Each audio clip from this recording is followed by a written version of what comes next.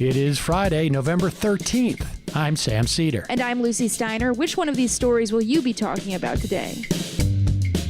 Even some top Republicans are now saying that despite all of Donald Trump's pouting, it's time for the presidential transition to begin. Meanwhile, the Justice Department has produced a whitewash report about how the late sex trafficker Jeffrey Epstein got a sweetheart deal from federal prosecutors. But Epstein's victims and their lawyers are having none of it. And lastly, college students are up in arms over intrusive test-taking software that tracks their every move. Even as the student outcry grows, the companies that make the Proctoring software are making a mint during the pandemic. You're listening to Majority.fm's AM Quickie, and these are the stories you need to know.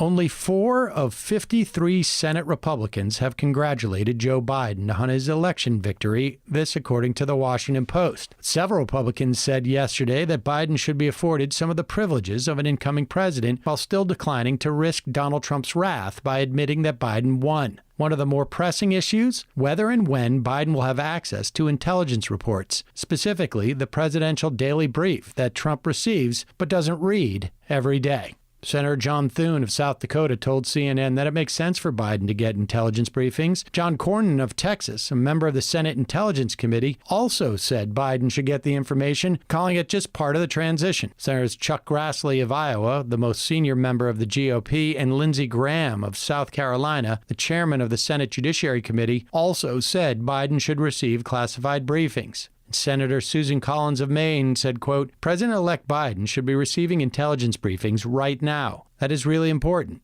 It's probably the most important part of the transition, end quote. She added that he should have access to office space, federal employees, and the standard assistants, per the Washington Post. James Lankford of Oklahoma, who sits on the Senate Committee on Homeland Security and Governmental Affairs, said he is prepared to intervene if the process to grant Biden access has not begun by sometime today. Biden said this week that access to classified information would be nice to have, but it's not critical. Spoken like a man who sat through one too many Zoom meetings. A Justice Department investigation found that federal prosecutors who oversaw a controversial non-prosecution deal with Jeffrey Epstein in 2008 exercised, quote, poor judgment, end quote, but did not break the law. According to NBC News, the investigation by the department's Office of Professional Responsibility focused on the conduct of former government lawyers, including ex-Labor Secretary Alex Acosta. Prosecutors looked into allegations that Epstein abused dozens of teenage girls in the early 2000s. He eventually pled guilty to state charges involving a single victim in a deal that ended the federal investigation and spared Epstein the prospect of prison time. Acosta was the U.S. Attorney for the Southern District of Florida at the time. He resigned as Trump's labor secretary last year amid renewed scrutiny of that case. In a 13-page executive summary of the investigation's findings, OPR said Acosta was primarily responsible for the non-prosecution agreement. The report calls that agreement, quote, a flawed mechanism. But OPR did not find that Acosta engaged in professional misconduct. Early yesterday, Justice Department officials briefed several Epstein victims on the investigation's findings in a meeting in Miami. This according to NBC. Lawyer Adam Horowitz, who represents 4 Epstein victims, said that most of the abuse survivors were suspicious and frustrated with the report's conclusions. Sigrid McCauley, who also represents Epstein victims, called the report an anemic accounting and said the victims deserve action, change, and accountability. In response to the OPR report, Congressman Ben Sasse of Nebraska said, quote, letting a well-connected billionaire get away with child rape and international sex trafficking isn't poor judgment. It's a disgusting failure. Americans ought to be enraged, end quote. I don't think he has to worry about that. If there's one thing Americans have, it's rage.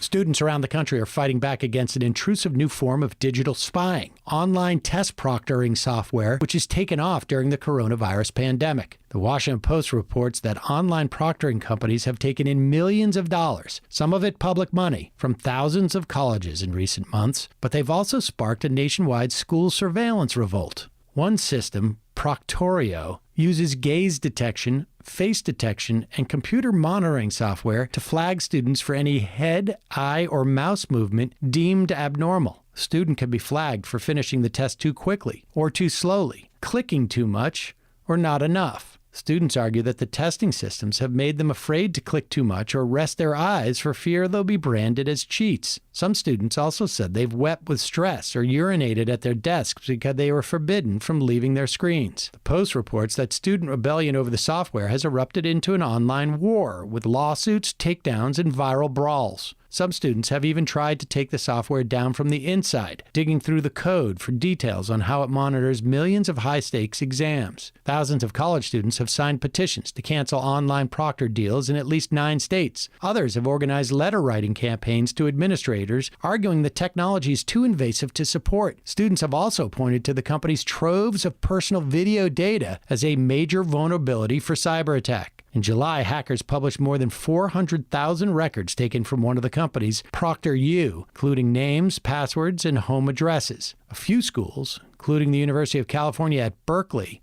have already banned online proctoring due to privacy and accessibility concerns. This according to the Post. Here's hoping more follow suit, preferably before it's time for finals. And now for some quicker quickies. Quicker quickie. Georgia's Republican Secretary of State, Brad Raffensperger, entered quarantine yesterday after his wife tested positive for the coronavirus. It's bad timing, as he just announced a hand audit of the state's presidential election results. State election officials say the audit won't be affected by the quarantine news because the real work is being done at the county level. Okay then, just don't make it so the audit needs an audit. Joe Biden has picked a White House chief of staff, and his name is Ron Klain. NBC News calls Klain, 59, a longtime Democratic operative with strong ties to Biden, having served as chief of staff during the first years of Biden's vice presidency. Klain also coordinated the Obama administration's response to the Ebola outbreak, which seems like experience that could come in handy these days on account of the pandemic and all. Federal coronavirus czar Anthony Fauci told ABC News yesterday that, quote, "The cavalry is coming," end quote, and that he hopes a vaccine will be available to all Americans in April, May, and June. The Associated Press reports that state and local officials are planning for the likelihood that the first shipments will not be enough to cover everyone in high-priority groups, and public health groups estimate that an additional $8.4 billion is needed to fund vaccine distribution in the states. Sounds like a job for Ron Klain. Reuters reports that top U.S. cybersecurity official Christopher Krebs, who worked on protecting the election from hackers, expects to be fired by Donald Trump. Krebs oversaw a website called Rumor Control that debunked misinformation about the election. You see where this is going. The White House apparently got mad that one of the ideas the website debunked was Trump's bogus allegation that Democrats waged mass election fraud this year. It seems like it's worth getting fired over. Props to you, Mr. Krebs. Quicker quickie.